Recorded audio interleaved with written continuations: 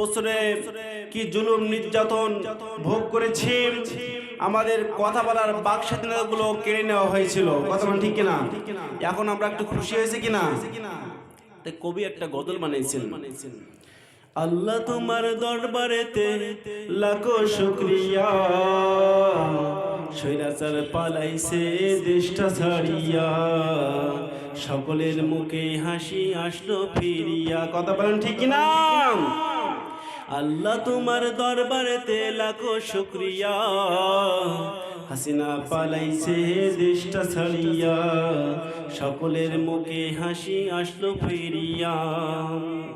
কোথায় আমলিক, কোথায় কাদের কাকা, কোথায় গেল ওই জালিমের গরম গরম কথা, কথা বলেন ঠিক না? কোথায় আমলিক, কোথায় কাদের কাকা, কোথায় গেল ওই জালিমের গরম গরম কথা। খেলা হবে, খেলা হবে, খেলা হবে, খেলা হবে, খেলা হবে বলে কাকা গেল পালাইয়া, স্বৈরাচার পালাইছে দেশটা ছাড়িয়া, সকলের মুখে হাসি আসলো ফিরিয়া। জোরে বলেন মারহাবা। আমার আল্লাহ রাব্বুল আলামিন মহাগ্রন্থ কুরআনুল কারীমের মধ্যে ঘোষণা করছেন, ওয়ালা তামশি ফিল আরদি মারহা। আল্লাহ রাব্বুল আলামিন জানাই দিলেন, হে দুনিয়ার মানুষ, তোমরা এই জমিনের বুকে অহংকার করো না, দাম্ভিক ভাবে তোমরা এই জমিনের বুকে চলাফেরা করো না। জোরে বলেন না সুবহানাল্লাহ। বিগত 17টা বছর আমরা এই নাস্তিক মুরতাদগুলো জমিনে এমন ভাবে চলাফেরা করেছে, মনে করছে আমরা একেবারে আকাশের চাঁদ হাতে পেয়েছি, আমাদেরকে কেউ পরাজয় বরণ করতে পারবে না, কথা বলেন ঠিক কিনা? কিন্তু একটা কথা আমাদের মনে রাখতে হবে, আল্লাহ বলছেন ইন্না বাতশা রাব্বিকা লাশাদীদ, নিশ্চয় আল্লাহর পাকড়াও বড় শক্ত। যদি বলেন না সুবহানাল্লাহ। আল্লাহ ধরে তা ধরে না, একবার কাউকে ধরলে আল্লাহ কাউকে ছাড়ে না, কথা বলেন ঠিক কিনা? আল্লাহ রাব্বুল আলামিন যাকে ধরেছেন দুনিয়ার কোন শক্তি তাকে ছাড়াতে পারে নাই। আল্লাহ রাব্বুল আলামিন ফিরাউনকে ধরেছেন, আল্লাহর কাছ থেকে দুনিয়ার কোন শক্তি ফিরাউনকে ছাড়াতে পারে নাই। আল্লাহ নমরুদকে ধরেছেন, দুনিয়ার কোন শক্তি আল্লাহর কাছ থেকে নমরুদকে ছাড়াতে পারে নাই। আল্লাহ আবু জাহেলকে ধরেছে, দুনিয়ার কোন শক্তি আবু জাহেলকে আল্লাহর কাছ থেকে ছাড়াতে পারে নাই। আল্লাহ হাসিনাকে ধরেছে, এখন হাসিনা খুনি হাসিনা দেশের গাড্ডি গুটি নিয়ে পালিয়ে গেছে, সামান্য কাপড়টুকু নিয়ে যাওয়ার সুযোগ পায় না, কথা বলেন ঠিক কিনা? আল্লাহ বললেন তোমরা অন্যায় ভাবে এই জমিনে তোমরা অহংকারের বশবর্তী চলো না, কথা বলেন ঠিক কিনা? 2 নম্বর কারণ সেটা হচ্ছে জুলুম। আল্লাহ রাব্বুল আলামিন মহাগ্রন্থ কুরআনুল কারীম 32 নম্বর সূরা 42 নম্বর সূরার 42 নম্বর আয়াতে আল্লাহ ঘোষণা করছেন, ইন্নামাস সাবিলু আলাল্লাযীনা ইয়াযলিমুনান নাস। আল্লাহ বলছেন ইন্নামাস সাবিলু আলাল্লাযীনা, নিশ্চয় আল্লাহ কিয়ামতের দিন এক শ্রেণীর মানুষের জন্য বিবাদী হয়ে স্বয়ং আসামি তাদের কেস করবেন। আল্লাহ কেস করছেন, তারা কারা? ইয়াযলিমুনান নাস, তারা অন্যায় ভাবে মানুষের উপর জুলুম করেছে। কি করেছে? জুলুম করেছে। নাস শব্দটা দেওয়া হয়েছে, এই নাসের মধ্যে হিন্দু, বৌদ্ধ, খ্রিস্টান, পৌত্তলিক, মুসলমান কেউ যদি অন্যায় ভাবে কোন মানুষের উপরে বিন্দু পরিমাণ জুলুম করে, আল্লাহ রাব্বুল আলামিন কিয়ামতের ময়দানে ওদেরকে কেস করে ওদেরকে জাহান্নামে পাঠাবেন। জোরে বলেন না নাউজুবিল্লাহ। হাদিসে ব্যাখ্যা এসেছে, সেই মুসলিমের বর্ণনা, আবু হুরায়রা থেকে বর্ণনা করা হয়েছে হাদিসটা। বিশ্ব নবী সাহাবীদেরকে ডাক দিয়ে বললেন, ও সাহাবায়ে কিরামগণ, হাল তাদরুনা মাল মুফলিসু ফিকুম, ও সাহাবায়ে কিরামগণ তোমরা কি বলতে পারো আমার উম্মতের মধ্যে সবচেয়ে গরীব কে? এখন যদি বলি চাচা আপনারা বলেন তো আপনাদের মধ্যে গরীব কে? বলবেন বাবাজি যার কাছে টাকা পয়সা দিনার দিরহাম নাই তাকে তো আমরা গরীব বলি। সাহাবায়ে কিরামগণ বলেন আল্লাহু ওয়া রাসূলু আলাম, আল্লাহ এবং তার রাসূল সবচেয়ে ভালো জানেন।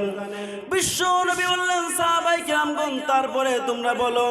তখন বিশ্ব নবী বললেন, সাহাবায়ে কিরামগণ বললেন মাল্লা দিরহামা লাহু ওয়ালা দিনারা, ইয়া রাসূলুল্লাহ ইয়া হাবিবাল্লাহ, যার কাছে টাকা পয়সা দিনার দিরহাম নাই তাকে তো আমরা গরিব বলি। বিশ্বনবী বললেন, ও সাহাবায়ে কিরামগণ, হলো না, আসলে ওরা গরিব না। আল মুফলিসু মিন উম্মতি ইয়াতি ইয়াউমাল কিয়ামাতি বিসসালাতিন ওয়া সিয়ামিন ওয়া যাকাতিন, আমার উম্মতের মধ্যে ওই ব্যক্তিগণ সবচেয়ে গরিব যারা কিয়ামতের দিন দুনিয়ায় এত পরিমাণ নামাজ পড়েছে, তার সওয়াবগুলো পাহাড় পরিমাণ হয়ে গিয়েছে। এত পরিমাণ রোজা করেছে, তার সওয়াবগুলো পাহাড় পরিমাণ হয়ে গিয়েছে। এত পরিমাণ দান খয়রাত করেছে, তার সওয়াবগুলো পাহাড় পরিমাণ হয়ে গিয়েছে। এই তিন পাহাড় নেকিওয়ালা ব্যক্তিকে বিশ্ব নবী সবচেয়ে গরিব বললেন। বুঝতে পারলেন? কিয়ামতের দিন একটা নেকি থাকলে ওই ব্যক্তি ধনী হয়ে যাবে, ওই ব্যক্তি জান্নাতি হয়ে যাবে। ও তিন পাহাড় নেকি নিয়ে একজন ব্যক্তি উঠেছে, ওই ব্যক্তিকে আল্লাহর রাসূল সবচেয়ে গরিব বলছেন। সাহাবায়ে কিরামগণ বুঝতে পারলেন না। এক পর্যায়ে আল্লাহর রাসূল সাহাবাদের মনের অবস্থা বুঝতে পেরে আল্লাহর রাসূল ব্যাখ্যা করে দিলেন, ওয়া ইয়াতি কদ শাতামা হাজা, ওই সময় কিয়ামতের দিন এক ব্যক্তি এসে বলবে, আল্লাহ আল্লাহ, ওই যে ব্যক্তি, এই নেকিওয়ালা ব্যক্তি দুনিয়া আমাকে গালি দিয়েছিল। আল্লাহ বলবেন, এই তুই কি গালি দিয়েছিলি? নাই, ওর মিথ্যে কথা বলতে পারবো না। হ্যাঁ আল্লাহ গালি দিয়েছিলাম। আল্লাহ বলবেন, এই তোর নেকির থেকে ওই পরিমাণ নেকি দিয়ে দে। ওয়া ইয়াতি কদ শাতামা হাজা, এক ব্যক্তি এসে বলবে, আল্লাহ এই ব্যক্তি আমাকে গালি দিয়েছিল। আল্লাহ বলবেন, তোর নেকির থেকে বিনিময় দিয়ে দেন। ওয়া কাযাবা হাযা, এক ব্যক্তি এসে বলবে, আল্লাহ দুনিয়ায় এই ব্যক্তি আমার মিথ্যা কথা বলেছিল, মিথ্যা মামলা দিয়ে বছরের পর বছর কারাবদ্ধ করে রেখেছিল, মিথ্যা মামলা দিয়ে ফাঁসির কাস্টে ঝুলিয়েছিল। কথা বলেন ঠিক কিনা? আল্লাহ বলবেন নেকির থেকে বিনিময় দিয়ে দেন। ওয়া কাযাবা হাযা, এক ব্যক্তি এসে বলবে, আল্লাহ মিথ্যা কথা বলেছিল, দিয়ে দেন। ওয়া দরাবা হাযা, এক ব্যক্তি এসে বলবে, আল্লাহ দুনিয়ায় এই ব্যক্তি আমার অন্যায় ভাবে মেরেছিল। আল্লাহ বলবেন নেকির থেকে বিনিময় দিয়ে দে। ওয়া আকালা মাল হাযা, এক ব্যক্তি এসে বলবে, আল্লাহ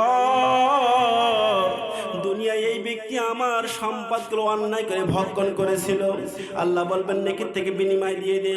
ফায়ুতা মিন হাযা মিন হাসানাতিহি ওয়া হাযা মিন হাসানাতিহি, এইভাবে নেকি দিতে দিতে দিতে দিতে সব নেকি শেষ।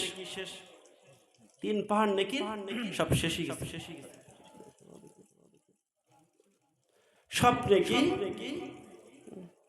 শেষ হয়ে গেছে। হাদিসটা বলে শেষ করে দিচ্ছি ইনশাআল্লাহ। সব নেকি শেষ হয়ে গেছে, কিন্তু এখনো পাওনা রয়েছে। আল্লাহ বলছে, আল্লাহ আল্লাহ ও ওই করেছিল, এই দুনিয়ায় ওই করেছিল। আল্লাহ বলবেন, আলাইসাল্লাহু বিআহকামিল হাকিমিন, আমি হলাম তো সবচেয়ে বড় ন্যায় বিচারক, আমার চাইতে কে ন্যায় বিচার করতে পারে? এখন কি করা যায়? এ তো নেকি নেই। এক কাজ করো, তোমাদের ঘাড়ের গোনাগুলো এর ঘাড়ে চাপিয়ে দাও। ফায়ুতা মিন হাযা মিন হাসানাতিহি ওয়া হাযা মিন হাসানাতিহি, এইভাবে নেকি দিতে দিতে সব নেকি শেষ হয়ে গিয়েছে। আর এই ব্যক্তিদের গুনাহগুলো ওই ব্যক্তি ঘাড়ে দিকে দেওয়া হয়েছে। ফাউকুজা মিন খতায়াহুম, আল্লাহ বললেন, হে আমার জাহান্নামী ফেরেশতাগণ, একে আর দেরি করিস না, একে ধর, শিকলাবদ্ধ কর এবং জাহান্নামের মধ্যে নিক্ষেপ কর। জোরে বলেন নাউযুবিল্লাহ। সেই মুসলিম শরীফের বর্ণনা। এই জন্য দুনিয়ায় আজকে যারা জুলুম করেন, জুলুমের রাজত্ব করে গিয়েছে, আজকে যারা অন্যায় ভাবেন আলেম ওলামাদেরকে ফাঁসির কাস্টে ঝুলিয়েছে, আজকে যারা অসংখ্য মানুষদেরকে সন্তানহারা করেছে, অসংখ্য মানুষদের ভাইহারা করেছে, এদের বিচার আল্লাহ রাব্বুল আলামিন দুনিয়া করেছে। কথা বলেন ঠিক কিনা? ও আমার মুসলমান ভাই বাবাজিরা, আবার যদি কোরআনের ডাক আসেন, আবার যদি কোরআনের রাজ কায়েম করতে হয়, আমাদেরকে রাজপথে নামতে হয়, যদি জীবন দিতে হয়, রক্ত দিতে হয়, কারা কারা রাজি আছেন? দুই হাত তুলে আল্লাহকে দেখান। লিল্লাহি তাকবীর। আল্লাহ রাব্বুল আলামিন আমাদেরকে শাহাদাতি মৃত্যু নসিব করে সর্বোচ্চ আল্লাহুম্মা আমিন। এই কথা বলে আমার সময় স্বল্পতার কারণে অগুছালো কথা, অসমাপ্ত কথা এখানে ইতি টানছি। দোয়া করছি আপনাদের জন্য, আল্লাহ রাব্বুল আলামিন এলাকা যত কবরবাসী আছে সকল কবরবাসীকে মাফ করে দিয়ে আল্লাহ কবরগুলো জান্নাতুল ফিরদাউসের মেহমান করুন সর্বদা, আল্লাহুম্মা আমিন।